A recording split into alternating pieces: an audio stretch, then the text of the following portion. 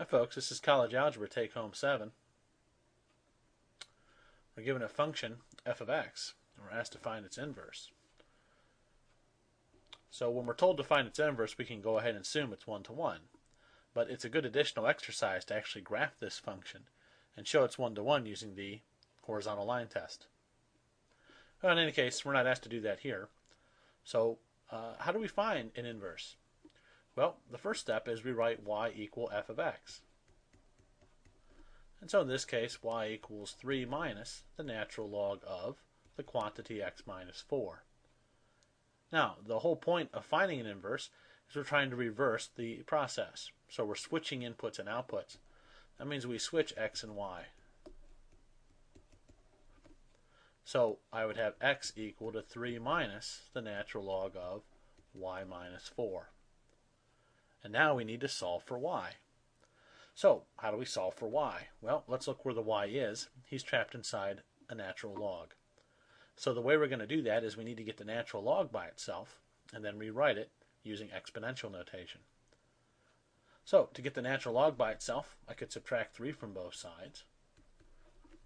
And I'm going to get negative natural log of y minus 4 equals x minus 3. Now, the log isn't by itself quite yet, so I could multiply or divide both sides by negative 1. Then I get the natural log of y minus 4 to be negative x plus 3. Now I'm going to rewrite this using exponentials. So the natural log, remember, is log base e. So if the natural log of something equals negative x plus 3, then that means that that something is e to the minus x plus 3. So we're just rewriting this in terms of the exponential. And then for the grand finale, we're going to add 4 to both sides. And so I get y equals e to the negative x plus 3 plus 4. And so that's our f inverse of x, e to the negative x plus 3 plus 4. Now how can we check algebraically that this is the inverse? Well, that's what this is all about. If this really is the reverse process, if these two processes really are inverses, then they should algebraically undo each other. Which means if I start with an x and then apply these two procedures in succession, I should just get back my original x. And so that's what we're going to do now, is to verify that. So let's look at, we have f of x then as 3 minus the natural log of x minus 4.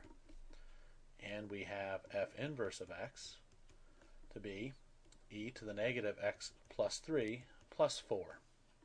So let's look at these composites. F inverse composed with f of x is f inverse of f of x, which is f inverse of 3 minus the natural log of x minus 4. So everywhere I see an x in my expression for f inverse, I'm going to substitute in this entire quantity. So if I look, this is the only place I have an x. So when we make that substitution, what am I going to get? I'm going to get e to the negative quantity 3 minus natural log x minus 4 quantity plus 3 plus 4. So this whole business is happening up in this exponent. Let's just simplify one step at a time. Let me distribute the negative through. So this is e to the negative 3 plus natural log of the quantity x minus 4 plus 3, all plus 4 on the outside.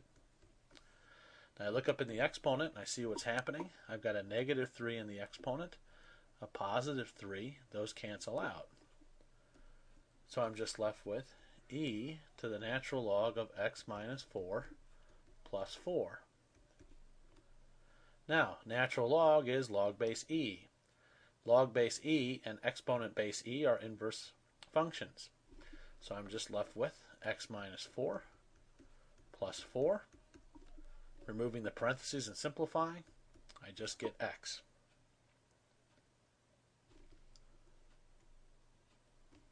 Alright, so let's look for this composite now.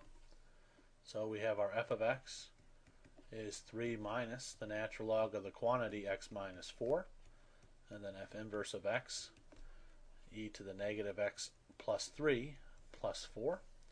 Now let's check f composed with f inverse of x. So this is f of f inverse of x, which is f of e to the negative x plus 3 plus 4. So what does this mean to do? Everywhere I see an x in my expression for f of x, which is just here, I have to substitute this entire quantity in for that. And so the result is 3 minus the natural log of the quantity e to the negative x plus 3 plus 4 minus 4. That's all happening inside the natural log. So this is 3 minus the natural log of, I can go ahead and remove the parentheses, and we see that those 4's cancel each other out. So I get 3 minus the natural log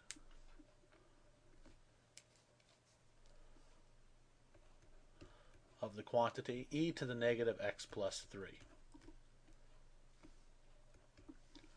Now log base e and the exponent function base e are inverse functions, so they undo each other, and I'm left with 3 minus the quantity, negative x plus 3. I distribute the negative through, I get 3 plus x minus 3, and sure enough, when the dust settles, I'm left with just x. So that'll do it for take home 7.